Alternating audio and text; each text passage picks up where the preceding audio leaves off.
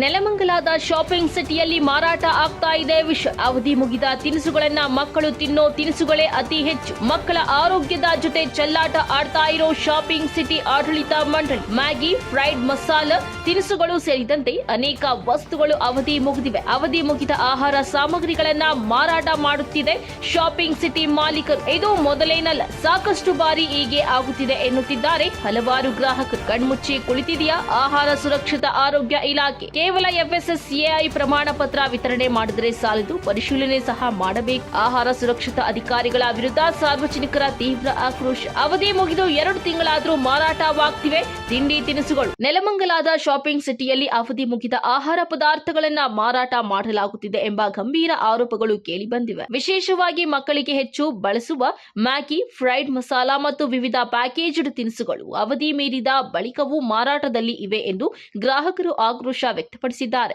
ಸ್ಥಳೀಯರ ಪ್ರಕಾರ 2 ತಿಂಗಳಿಗಿಂತ ಹೆಚ್ಚು ಅವಧಿ ಮುಗಿದಿರುವ ಉತ್ಪನ್ನಗಳು ಸಹ ಶೆಲ್ಫ್ಗಳಲ್ಲಿ ಲಭ್ಯವಿದ್ದು ಖರೀದಿಸುವವರ ಆರೋಗ್ಯದ ಜೊತೆಗೆ ಅಪಾಯಕಾರಿಯಾಗಿ ಆಟವಾಡಲಾಗುತ್ತಿದೆ.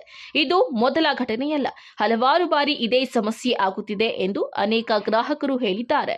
ಈ ಘಟನೆ ಹಿನ್ನೆಲೆ ಶಾಪಿಂಗ್ ಸಿಟಿ ಆಡಳಿತ ಮಂಡಳಿಯ ವಿರುದ್ಧ ತೀವ್ರ ಟೀಕೆ ವ್ಯಕ್ತವಾಗುತ್ತಿದೆ.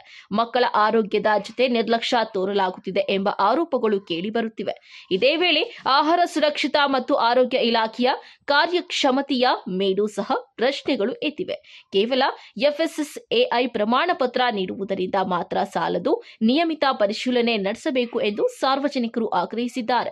ಆಹಾರ ಸುರಕ್ಷತಾ ಅಧಿಕಾರಿಗಳ ನಿರ್ಲಕ್ಷ್ಯದ ವಿರುದ್ಧ ಸ್ಥಳೀಯರು ಆಕ್ರೋಶ ವ್ಯಕ್ತಪಡಿಸುತ್ತಿದ್ದು, ತಕ್ಷಣವೇ ಕ್ರಮ ಕೈಗೊಳ್ಳಬೇಕು ಎಂದು ಒತ್ತಾಯಿಸಿದ್ದಾರೆ.